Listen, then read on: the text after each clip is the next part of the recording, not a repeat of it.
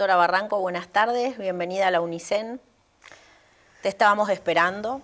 Bueno, muchísimas gracias. Hermosa acogida. Vamos a empezar por hablar un poco de nuestro espacio de trabajo y a recordar y a celebrar que tenemos hoy una red universitaria de género. Y me interesaba por ahí recordar que la red universitaria o interuniversitaria de género surge en septiembre de 2015 y que en junio del 2015 las mujeres argentinas salimos a decir ni una menos. Y bueno, quería ver qué pensás vos de si existen relaciones entre estos dos grandes hechos políticos, como bueno, el ni una menos que podemos decir en el afuera y la red interuniversitaria de géneros. Entre junio y septiembre, claro, hubo una sinergia muy particular después de junio, pero desde luego hay que pensar que ya las colegas universitarias nos habíamos ido juntando en una suerte, yo diría, de cauce, que luego magmatizó de manera rápida. Exactamente lo que ocurrió en junio fue de tanta, yo diría, de tanto esplendor en la consistencia tan, yo diría, derramada que hubo, una consistencia derramada, que eso significó ya una aceleración tremenda de la perspectiva que venía incubándose. Yo quiero homenajear a Vanessa Vázquez Lava, y que me permitan todas las queridas compañeras las omisiones, porque Vanessa fue muy central en esta historia, al mismo tiempo que fue muy conmovedora toda la actividad de ella, el hecho de que en San Martín se produjera ese primer conato y demás, y que de hecho nuestro encuentro fue en septiembre, lo hicimos ahí en San Martín, en la Universidad General San Martín. Y entonces no quisiera olvidarme de Vanessa porque, por otra parte, pudo animar. Nosotros en aquel momento teníamos en fin, una cierta promesa, no tan cierta, sino una promesa bastante contundente de lo que era entonces el Consejo Nacional de las Mujeres, que además sus representaciones estuvieron ese día en septiembre acompañándonos ahí en la universidad, porque en realidad la propuesta era que encaráramos una tarea en conjunto. Bueno, lamentablemente las cosas cambiaron mucho, pero lo que no cambió fue el espíritu tan formidable de aquella iniciativa que luego coaguló en esta red que es ya, yo diría, muy magmática y que es muy estimuladora, inclusive en el plano de Latinoamérica, porque se gestionó, anduvo y se armonizó. Entonces, no es siempre fácil hacer una consistencia armónica, ¿no? Hay muchas dificultades, pero lo más notable que ha habido es justamente que esta convocatoria fue tan ampliada y tan notable que yo creo que, tú me dirás en qué punto estamos hoy, pero yo creo que la mayoría de las universidades públicas están todas asociadas en esta red. Sí, la verdad es que casi todas las universidades públicas se han dado protocolos de actuación en casos de violencia de género, como es el caso nuestro de la UNICEN, también programas de abordaje más integral, y la tentación por ahí es pensar que todo este mujeres afuera permea la universidad. Pero me parece que esa es una tentación como de leer unidireccionalmente la cosa, ¿no? Y quería preguntarte entonces, ¿cómo fue, si podés recuperar, cómo fue que adentro de las universidades le pudimos dar sentido? O sea, ¿había ya algo que pudo darle significado a ese eco que permeó sí, es muy buena tu pregunta. Paredes? Es muy buena porque nosotras las señoras de las viejas canteras, sabemos que todos nuestros estudios comenzaron, siempre diremos, en la periferia, fue en la sociedad, en núcleos sociales que hubo en fin, todo un estremecimiento que comenzó con estudios yo diría que ese estremecimiento comienza antes del final de la dictadura, en realidad todavía en plena dictadura, ¿no? Hemos recordado siempre en 1978 el grupo que se reunía en el Instituto Goethe, etcétera, que estaba cuya composición tenía muchas psicólogas, algún psicólogo varón también, y la deriva que luego, una vez que estrenamos la Nueva Democracia, tuvo en la Facultad de Psicología. Bueno, pero ese muñón era hacia 78, bueno, perspectiva democrática, entonces un primer curso de especialización que hubo en la Facultad de Psicología de la UBA. Pero luego se produce notablemente, no fue inmediato. Nuestra primera reunión que convocó a quienes estudiábamos mujeres, género, condición femenina sobre todo en el 91, se hizo en la Universidad de Luján. Y ahí fuimos los grupos que más o menos ya teníamos en claro que había que hacer un camino en la universidad. Y fue claro que después de 1991 las universidades ya comenzaron a tener o un programa, y cuanto más institucional se tornó la cuestión, se llevó a un instituto de investigaciones, como el caso de UBA, ¿no? El Instituto Interdisciplinario de Estudios de Género, que después en el 2000 vine a ser su directora. Hasta ese momento había, ¿no?, combustibles que iban prendiéndose. Y luego ha habido un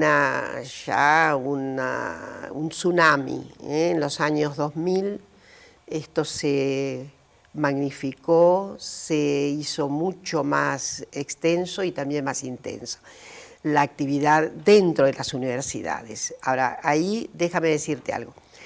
Evidentemente, en estos años se construyó en todas las universidades, insisto, ya hay más que programas y líneas, en fin, en cada una ya tenemos la forja esta extraordinaria justamente de protocolos de actuación. Pero los protocolos demoraron. Teníamos bastante fortaleza en los estudios de las mujeres, sí, los estudios feministas, los estudios. Felizmente inauguramos con mucha fuerza en años más recientes la diáspora, la sexualidad, la incorporación de estudios queer, entonces lo llamábamos así, hoy estamos hablando de todos los estudios que tienen que ver con ese extraordinario arco de sexualidades, de sexos sociales que tenemos hoy.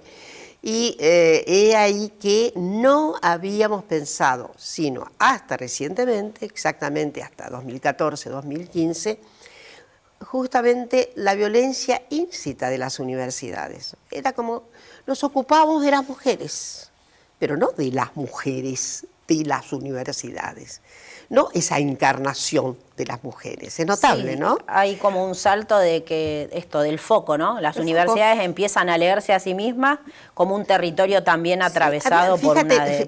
La omisión, es decir, nos ocupamos de las violencias habidas en las congéneres. Ahora, de nuestras congéneres no nos ocupábamos. Esto fue muy notable. Yo creo que ahí hay un salto cuántico que sí, alguna vez habrá que indagar mejor cómo se pudo hacer finalmente esta autopercepción y llegamos, en fin, la red obviamente tiene el mérito de haber estimulado los protocolos y actividades conexas que hoy están en algunas universidades, como aquí, como en Tandil, en Centro, la Universidad del Centro de la Provincia de Buenos Aires, no puedo decir Tandil. Sí, tenemos 4 sedes. Son 4 sedes, es un pecado grave. Algunas compañeras dicen que esto que también vos marcabas, medio que estábamos en las periferias, esto de entrar a la academia con un lenguaje desde afuera, como con un lenguaje tartamudo. Algunas dicen, entramos como yeguas de Troya, ¿no? En los 70, 80. Trémulas, es decir, a ver, trémulas en términos, ¿no? Porque nunca vamos a ser trémulas.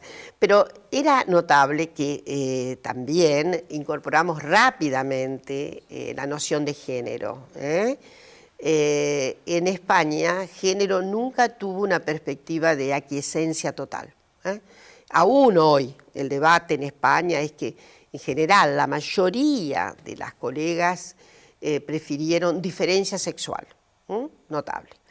en la academia. ¿Por qué? Porque efectivamente, bueno, tenemos una gran teórica feminista, Rosy Braidotti, que alguna vez dijo, bueno, esto de género, y lo dijo de una manera, yo diría, formidable, y ahí también hizo lugar a lo que ocurrió, ¿no? Nosotros tuvimos una adecuación política interesante, porque estudios de género sonaba menos vigoroso, tal vez, digo, vigoroso en el sentido, sonaba vigoroso, lo que quiero decir, que daba menos estrépito que estudios feministas, ¿eh?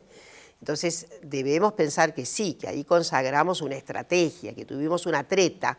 Pero bueno, voy a recordar algo. Cuando hicimos el comité de género de AUGM, de la Asociación de Universidades del Grupo Montevideo, comenzamos con esta historia hacia 2002, 2003, y no recuerdo cuándo coaguló, pero fue por ahí, entre el 2003 y el 2005 que se creó este núcleo en AUGM. Y recuerdo algo, cuando nos juntamos las universidades de La Plata, Buenos Aires, creo que era Entre Ríos, no me acuerdo bien si Rosario estaba, hicimos una reunión en la UBA para proponer y el rector entonces nos dijo, perdón, ¿qué es género? Bueno, fue interesante que tuviéramos que explicar. Pero estoy hablando de algo que ocurrió hace no más de 15 años. A esas alturas ya teníamos, evidente, muy afiatada toda la tarea, ¿no? Y de hecho ya teníamos algunas maestrías, las universidades, Rosario tenía una maestría específica, después, bueno, Buenos Aires construyó, no la Universidad de Buenos Aires, ¿no? Hay maestrías en el orden privado, y bueno, hasta la creación de un doctorado. Voy a decirte que el doctorado que habíamos pensado en los años 2002, 2005, inicial era un doctorado regional. Justamente, la clave de AUGM era tener un doctorado regional de estudios de género, porque todavía pensábamos que en aquel momento que las masas críticas, que habían crecido muchísimo, si se unificaban en el objetivo común en la región, en el Mercosur concretamente, iba a ser muy potente. Pero no pudimos hacer ese doctorado regional al que pensaba que se podían ir acoplando diversas universidades que tenían interés manifiesto en una posgraduación doctoral en género. Pero eso no pudo ser. Y yo voy a decir algo, no pudo ser porque las restricciones burocráticas, las ópticas de los servicios jurídicos, no pudimos hacer el consorcio porque siempre faltaba algo, porque había una cuestión de tipo estrictamente letrada que no podía ser. En fin, voy a decirlo con todas las letras, es mucho más fácil cambiar de sexo que cambiar la burocracia íncita de nuestras universidades. Sí, venimos pensando que hay una inercia sexista en la universidad que imposibilita o por lo menos condiciona mucho el desarrollo de este tipo de iniciativas. En Tandil o en la Universidad del Centro tenemos la primera diplomatura superior en género que estamos dictando este año en la Facultad de Derecho y bueno, estamos empezando a andar estos pasos con el protocolo y el programa de género, así que creciendo seguramente. Sí, estoy segura que tienen mucho éxito con la diplomatura, porque hay algo que es clarísimo, que tiene una evidencia empírica notable. Allí donde hay una oferta de estudios de género, hay una enorme demanda, al punto de que hay que hacer, me imagino que les está pasando a ustedes, que hay que hacer inclusive listas de espera. Y estamos teniendo muchos inscriptos, sobre todo de gente que trabaja en el Poder Judicial, en los ámbitos municipales también. Es una diplomatura que es un convenio también con el Observatorio de Violencias de Género de la provincia. La verdad que estamos muy contentas. Estoy segura, porque además acá hay mucha masa crítica y es con muchísimo gusto que recordaré muchos años atrás cuando veníamos a los encuentros, inclusive encuentros de mujeres rurales aquí, y había acá una expresión ya muy interesante, muy pionera. De modo que, bueno, Yo creo que hoy, en este momento, justamente una de las aplicaciones más singulares que podemos hacer es al Poder Judicial, porque ha cambiado mucho el derecho, muchísimo, ha cambiado el derecho penal, desde luego el derecho civil ha cambiado mucho, pero lo que hay que cambiar son las mentalidades aplicativas de la justicia, ¿eh? Entonces, ahí hay una tarea formidable que hacer, en el sentido de reformatear las mentalidades de las y los jueces, no son solo los jueces. De todos modos, ha ido cambiando esa óptica, cada vez más se observa que hay un enorme interés en la formación de los y las magistradas, y que esto está significando que las universidades tienen una enorme tarea, porque efectivamente he ahí un destinatario que es de toda forma en que se vea fundamental, dadas las condiciones de judicializaciones que tenemos frente a las violencias y demás, ¿no? Entonces es fundamental el papel de las universidades en esto, y esto, la autocomprensión de que es necesario actuar para erradicar la violencia dentro de nuestras casas de estudio, y sobre todo crear el cauce de derecho para la acción que tiene que ver con acosos y otras fórmulas de violencia que son muy persistentes en todas nuestras unidades académicas.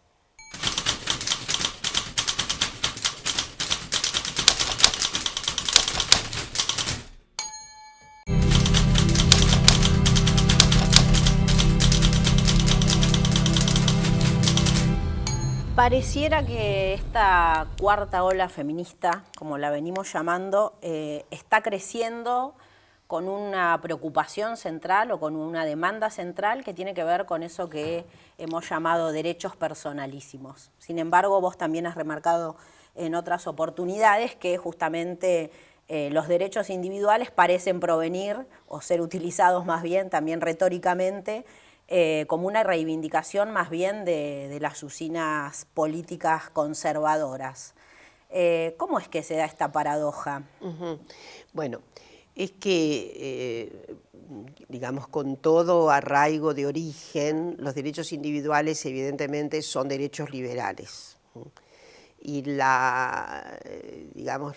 cauce de los propósitos liberales, sobre todo en nuestro país, se desvirtúan por completo y hacen un atajo siempre constante de ser finalmente vertederos conservadores.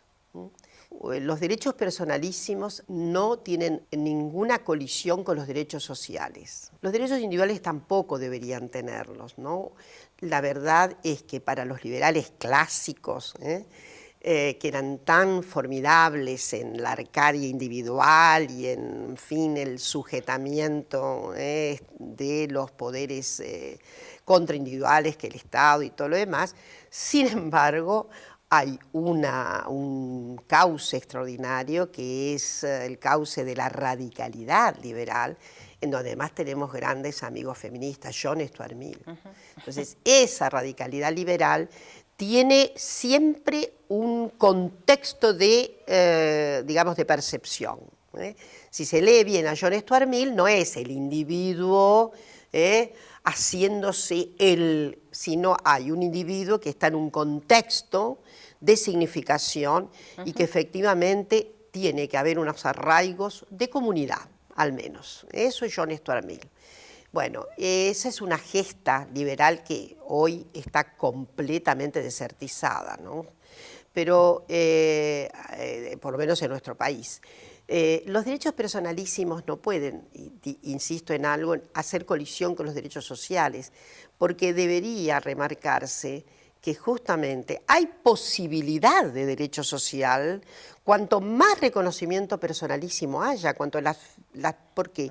Porque las personas en su nueva radicación sexogenérica, en lo que podemos llamar la diáspora de las sexualidades, las disidencias, a las que hoy por primera vez el orden jurídico enfrenta la disidencia sin, digamos, sin tanto quebranto. Hay que imaginar lo que es un orden jurídico patriarcal, heterosexista, es decir, masculino y en la fragua absoluta de la circunstancia heterosexista que tiene que admitir en la Argentina la ley de identidad de género. Pensemos que es un verdadero cataclismo, felizmente. Siempre digo que es la primera vez que el orden jurídico ve que el mundo se ha puesto patas para arriba y no tiene más que admitirlo. Ahora, el orden político es un poco más siniestro, pueden no admitir los derechos sociales de esas personas, pueden no haber políticas de extensión, pero para que las haya, la condición de posibilidad es que haya reconocimiento, al menos legal, de esas fracturas de la heterosexualidad normativa. Y esto empina los propios derechos sociales, empina la idea de que haya un reconocimiento en el mercado laboral para todas las personas en igualdad. Desde luego es un reclamo que las propias mujeres vamos a hacer. El lugar donde más infringen derechos a las mujeres es el mercado laboral. Y digamos que es un principio fundamental del derecho social, ¿no?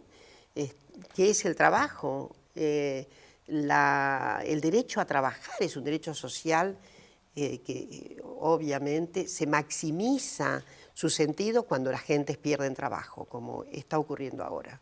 Ahí maximizamos el sentido extraordinario que tiene el trabajo. Entonces, para que no nos perdamos, creo que los derechos personalísimos son fundamentales para una rectoría de derechos sociales en consonancia, porque puede haber derecho social y si no hay reconocimiento de derecho personalísimo, evidentemente, como de algún modo pasó a lo largo de los tiempos en que estos conceptos no tenían ninguna posibilidad de cristalizar, ¿no?, como conceptos. Entonces yo creo que los derechos personalísimos efectivamente son los protoindicadores de que tiene que haber políticas sociales y derechos sociales en consonancia. Porque, por ejemplo, en las últimas décadas, si miramos Latinoamérica, en los gobiernos de Hugo Chávez, de Cristina Kirchner, vemos esa profundización y ampliación de derechos personalísimos. Y por ahí quería preguntarte, sabemos que estás estudiando cómo está el tema de los movimientos de mujeres en el resto de Latinoamérica. No sé si querés abordar alguna particularidad. Sí, yo los estoy abordando desde el punto de vista histórico, no tanto en un corte diacrónico más que lo que podría ser el estado actual, porque los estados de los movimientos feministas en América Latina tienen una estampida tan extraordinaria que es difícil consagrar una síntesis. Creo que tal vez la síntesis más importante que tenemos hoy, los movimientos sociales advenidos sobre todo en los últimos 20 años, tienen muchísimo que ver con una resolución de la promesa de la segunda ola feminista, que podríamos resumirla, la promesa de la segunda ola feminista es una reivindicación del cuerpo femenino. Es decir, hasta la segunda ola feminista, yo suelo decir, las mujeres no sabían de su cuerpo. Es una metáfora. Lo que quiero decir que esa segunda ola lo que hace es finalmente darse cuenta, apropiarse, y apropiarse inclusive con enojo, con un sentido contestador del cuerpo. Apropiarse quiere decir reivindicación y contestación, no más obligación heteronormativa. Ahora, esta segunda parte ha tenido un detour, un destello que no ha sido idéntico en todos los países, aunque en general se han organizado las compañeras lesbianas en todo y cualquier, dadas las posibilidades digamos, de cada país. Y esto me parece lo formidable hoy día, que ha sido también el tránsito para poder comprender todos los movimientos trans en general. Y quiero decir que por lo menos el feminismo en la Argentina no le fue tan fácil. A las feministas argentinas entre los 80 y los 90, ahí en este final de los 90 todavía les era muy difícil incorporar la idea de que podía haber, que había que, digamos, incluir dentro de la saga feminista a las transpersonas fem, digamos, ¿no? Y entonces eso fue bastante doloroso, es algo que yo viví, sé bien de cerca cómo eran los sentidos de cierta exclusión, y voy a recordar una figura notable en nuestro país en todo el litigio por el reconocimiento de las personas trans, Luana Berkins, ¿no? Y recuerdo los momentos dolorosos en que la querida Luana no era bien aceptada dentro de los círculos feministas, de modo que, como siempre decimos, nadie es perfecto. Tampoco las feministas han sido consecuentemente, yo diría, feministas en esto de la completa erradicación del biologismo en nuestras concepciones. Porque ahí tenemos que ser consecuentes hasta más y más. Lo que estamos erradicando son las concepciones finalmente biologistas, esencialistas, naturalistas. Binarias. Binarias. Esto es lo que hay que erradicar. Aunque toda la modificación de la segunda ola feminista hubiera puesto efectivamente la necesidad de erradicar los conceptos binarios y demás, hubo dificultades para la aceptación. Me parece que hoy, de las personas trans, sí, hoy estamos en una circunstancia completamente diferente. Esto es lo nuevo de estos últimos años, ¿no? Hay una nueva matriz de asociación dentro de las feministas, que es una matriz, sí, yo diría, más abierta, ¿no? Algo que me parece que redunda en un sentido que alguna vez Sheila Ben-Havi lo dijo con relación a las culturas, a las multiculturas y a los problemas que tienen las culturas cerradas, ¿no? Aunque reconozcamos valores vernáculos y en fin, esas culturas cerradas suelen ser del conjuntismo identitario. Si estás adentro, no podés salir.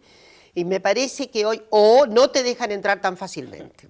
Han estallado los guetos, han estallado las fórmulas. Hay una categoría de Karen Ofen que habla de feminismos relacionales. ¿Puede tener que ver o puede esta categoría servir para analizar esto que vos estás tan bien describiendo, que estamos viviendo como cuarta ola? Sí, lo relacional en Karen Ofen tenía que ver con algo que también son tradiciones respecto de los feminismos, que son relacionales o más individuales, en fin, más de la identificación con unas ciertas características del ser femenino. Nosotros en nuestro país fuimos relacionales, que quiere decir, los feminismos relacionales tienen un desborde hacia los otros sujetados, no solo hacia las sujetadas. Tienen un desborde empático, ¿cómo decirlo?, más hacia un movimiento más a la izquierda, si quieres, o se consagra más con lo que serían las ideologías del socialismo, que están más pregnantes en estos feminismos, ¿no? Hay derrames.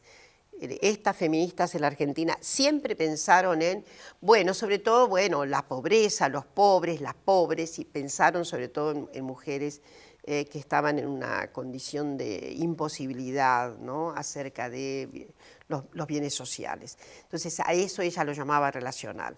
Y por diferencia a estos otros feminismos de corte más liberal y de corte más individualista, cuyo predicamento es nosotras las mujeres. En cambio, en la Argentina, si se piensa cómo fue el feminismo en 1910, 20, aún 30 y 40, era un feminismo que tenía menos cauce liberal, más cauce relacional, vincular, social. Siempre había una mirada acerca de los otros depósitos de sujetamiento. Desde luego, la observación principal ha sido la condición femenina, pero no ha faltado este movimiento, sobre todo porque está muy nutrido allá lejos y hace tiempo con una cosmovisión socialista, de las socialistas respecto de esto, menos Y ahí ya que me preguntaste te digo, hay cuencas más liberales en su historia. Por ejemplo, Brasil tiene una cuenca más liberal. Uruguay también, a pesar de que Uruguay tenía una figura como Paulina Luisi, que además adhirió al socialismo, pero en general la cuenca uruguaya es liberal. Liberal porque el nacimiento de las feministas en Uruguay fue muy propiciado, digamos, tuvo un contexto muy notable con los liberales radicalizados. Entonces, toda la evolución de Uruguay la hacen sobre todo las liberales en Uruguay. Después, desde luego, ha habido cambios notables, después de la dictadura, digamos, después de terminada, ha habido un revival de motivos, digamos, también relacionales. Pero Chile es un país que tuvo una historia de unos feminismos muy agregados a lo social. Yo voy a recordar sobre todo la historia del MEMCH, que es una historia muy hermosa, en donde hay toda una fragua a izquierda, y unos contenidos, además por otra razón, si me permitís contar, porque en el mismo momento en que se insurgen las primeras feministas a principios del siglo XX, tuvieron la suerte de contar con una prodigiosa figura del socialismo que fue Luis Emilio Recabarren, que era feminista, que hablaba en nombre del feminismo. Así que hay un punto de arranque que permite asociar la mayoría del trazado de las socialistas, de las feministas en Chile, con formulaciones relacionales, ¿no? El Mensch, por ejemplo, agitaba muchísimo la condición de las pobres, inclusive el pro aborto en 1935, o sea que es una vieja caldera.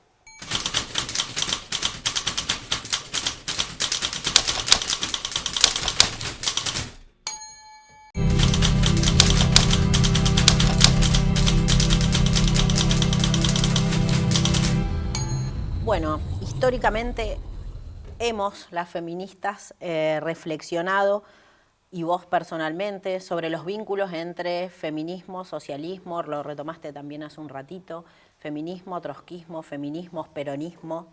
Nos parecía que en este momento el feminismo es uno de los movimientos sociales que está abriendo puertas y a la vez que está siendo interpelado. Y está siendo interpelado por el sujeto nacional y popular, por los sectores populares, por esto que vos nombrabas, las diásporas género-sexuales, las disidencias sexuales, la teoría queer. ¿Podríamos pensar una estrategia que sume a todos estos actores? Sí, sí, yo creo que sí. Yo creo que todas esas canteras que hoy se han manifestado de manera tan rotunda y tan extraordinaria, es la primera vez que tenemos masividad feminista. Los feminismos siempre han sido acotados, ¿no? Salían del gueto, tenían un impacto, pero eran formaciones capilares, por así decir, ¿no?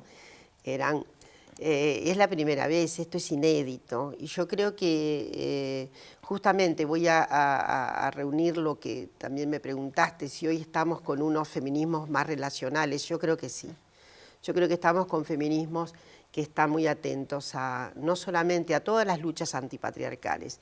Si bien el fenómeno del gran acatamiento consistió en la ley del aborto, y esto fue lo que de alguna manera que fue como digamos, en fin, ahí se desató, este fue el gran nudo que se abrió y que significó que niñas de 13, 14, 15 años, las sub-20, están dando lecciones a sus madres.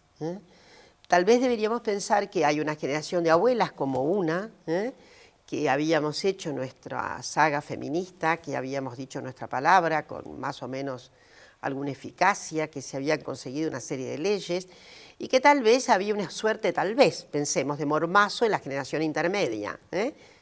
Tal vez un aquietamiento, tal vez la idea de que, bueno, venían las cosas así, en tanta construcción de derechos que hemos tenido en los años pasados, una serie de leyes importantísimas, que no solamente dicen respecto de la condición femenina, sino la ampliación notable, ¿no?, de estos reconocimientos fundamentales que fueron, bueno, la 26485, que sí, nuestra ley notable en materia de luchas contra todas las fórmulas de violencia, que puede perfeccionarse muchísimo más, pero que, bueno, es un marco muy, muy singular, y luego la ley de matrimonio igualitario, y luego la ley de identidad de género. Hay ahí una fragua de conquistas muy importantes que dicen respecto de nuestras integridades sexogenéricas y de justamente de nuestras posibilidades de cambio y de nuestros devenires, ¿no?, con perfecto acatamiento de ese derecho. Así es lo que de todas maneras está íncito en la ley de identidad de género, ¿no? Entonces, pero yo creo que lo que también ocurrió, tal vez acompañando esto, es que en estos años las generaciones jóvenes descubrieron la experiencia de la apertura de la sexualidad, sin los diques del pasado. Hay experiencias móviles de hoy día, y hay ahí una marca antiautoritaria. Hay un dispositivo antiautoritario que a veces no se ve. Yo creo que inclusive por el resorte antiautoritario también se convirtió esta ola en tan verde. Hay una respuesta antipatriarcal íncita, que es el modelo autoritario, y que me parece a mí debe caminar en unos sentidos entonces de reto a todas las fuentes autoritarias. Por eso es que tenemos tanta confianza. Y además lo conmovedor es ver a las jóvenes sub-20 en esas movilizaciones, es francamente de una emoción muy intensa, pero también emociona mucho los varones movilizados, una comprensión nueva. Y desde luego, algo que no deja de ser muy atrayente para que lo pensemos, son movilizadas y movilizados sin lectura teórica antipatriarcal, prácticamente. No digo que algunos grupos no estén queriendo leer, pero nadie puede decir que hubiera, en fin, que hubiera un ensayo reflexivo a la luz de textos. No han leído Simone de Beauvoir. Una preparación, una lectura, sí, un espacio también de reflexión colectiva o de lecturas teóricas. Sí, yo digo que hay un reto ahí, a la inmanencia de las madres. Retomando lo que Simone de Beauvoir, con tanto acierto en esa posición existencialista, dijo: hay que salirse de la inmanencia. La inmanencia es ese grado de aquiescencia al sujetamiento patriarcal. Bueno, las chicas han revocado eso. Les han dicho a sus madres: yo de esto no quiero saber nada. Es una especie, ¿cómo podríamos decir?, de rebelión Betty Friedan sin texto, colectivo, iracundo, sin que sepan quién es Betty. Sí. Pero así como la mística, la famosa mística de la feminidad, está revocada en estas chicas, ¿no? Aquí de lo que se trata es de poner en juego los mandatos, y estoy segura de que ya en cada una de estas jóvenes dice claramente: yo voy a ser madre si deseo y si quiero, que es lo mismo que decir: no me obliguen a hacerlo, no estoy obligada a ser madre y no estoy obligada a seguir cumpliendo el mandato patriarcal de que el acto sexual se hace solamente con fines reproductivos. Entonces yo insisto en decir que ha habido ¿cómo decirlo?, una apropiación intensa de la idea de libertad sexual, una apropiación intensa respecto del cuerpo, una apropiación intensa de los sentidos finalmente libertarios de la vida. Y esto me parece que es lo que tenemos que apostar, porque cuando nos preguntan si se trata solo de la insurgencia respecto del mandato reproductivo por la ley del aborto, yo digo: hay mucho más embutido que eso. Hay ahí un reto profundo de gran significado al orden patriarcal. Entonces debemos esperar que haya, sí, que continúe, y en el sentido de que vos decías, yo abogo porque todas estas manifestaciones, todos estos colectivos, que se parecen y no se parecen, que tienen identidades y no tienen identidades, que tienen capacidades de incorporar y al mismo tiempo gente que desiste y que se va a otro grupo, etcétera, sin que pasen demasiados estrépitos, ¿no? Este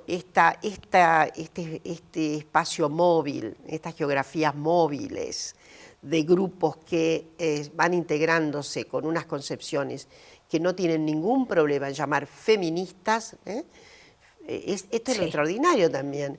El término yo soy feminista se usaba con moderación, dependía de los lugares, porque siempre se pensaba en que el término feminista era un revulsivo que ocasionaba inclusive algunos malos entendidos.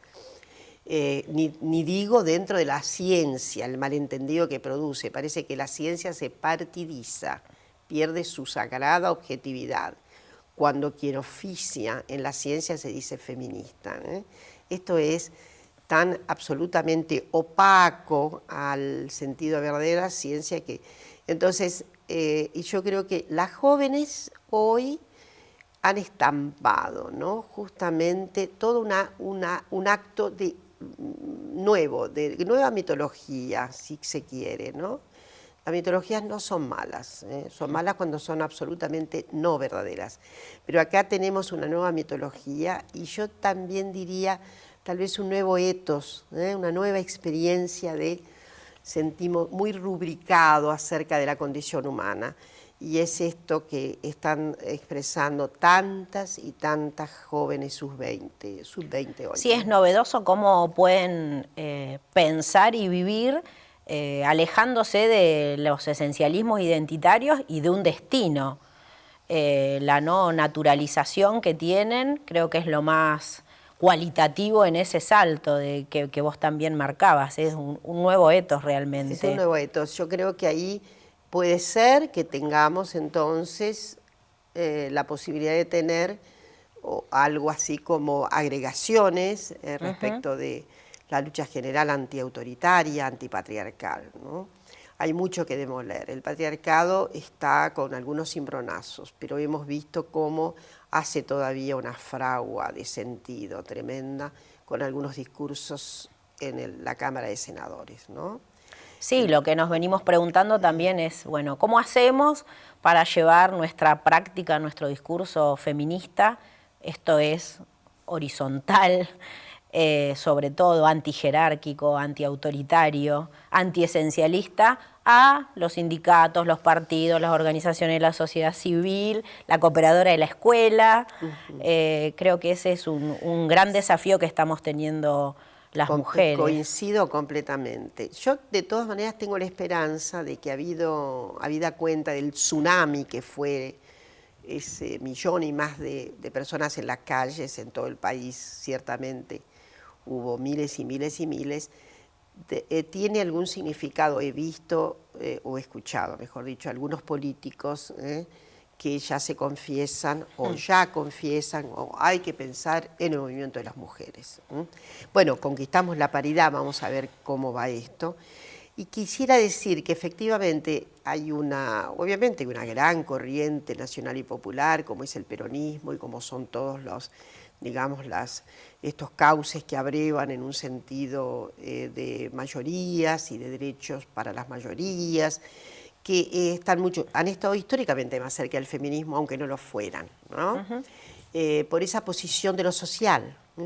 Si se advierte fuertemente en lo social, en este contexto, se estará más cerca de los derechos de las mujeres. Esto es inexorable. En el pasado no era tan expresivo, porque podíamos tener formidables composiciones de derechos sociales, inclusive de socialismo, etcétera, con todavía no una entera identificación del significado de la jerarquía de los sexos, ¿no? Y de hecho, bueno, hoy hay una gran conversión de las fuerzas socialistas en Argentina, en general, se han manifestado claramente con valencias antipatriarcales. Y desde luego también están los otros partidos que han inaugurado términos, yo diría, de mayor amigabilidad, aún en las fuerzas conservadoras. Y no debe dejar de pensarse que hasta las fuerzas conservadoras deben ayornarse, ¿no? Y hasta, quién sabe, por ahí usar tretas de género, no verdaderas valencias, tretas de género. Una treta de género por ahí es incorporar por la galería muchas mujeres en algo, pero que sin ningún significado agregado de lucha antipatriarcal, ¿no? Sabemos perfectamente, y ahí la gran circunstancia, esto no se resuelve solo con más cuerpos femeninos en todo y cualquier lugar. Hay que hacer una ilustración profunda de valores antipatriarcales, porque siempre diré lo mismo, el triunfo arrogante del patriarcado no consiste en que los varones estén digamos, hayan cristalizado como el verdadero poder en todas las sociedades. El verdadero poder, digo, el poder más acuciante en todas las sociedades, es el que tiene efectivamente, es el que da el régimen de posibilidad en todas las dimensiones. Pero no ese no es su triunfo. Su triunfo consiste en haber hecho creer a las mujeres que era inexorable y que era el destino fundamental de la condición humana, esa preeminencia patriarcal. Bueno, muchísimas gracias, Dora. Nos sirve muchísimo a las mujeres encontrarnos, a las mujeres, a las disidencias sexuales, a los varones que están reflexionando y un poco interpelándose también acerca de sus propios privilegios. Así que te agradecemos que hayas dado la disponibilidad de tu tiempo para esta hermosísima charla. Muchas gracias. La agradecida soy yo.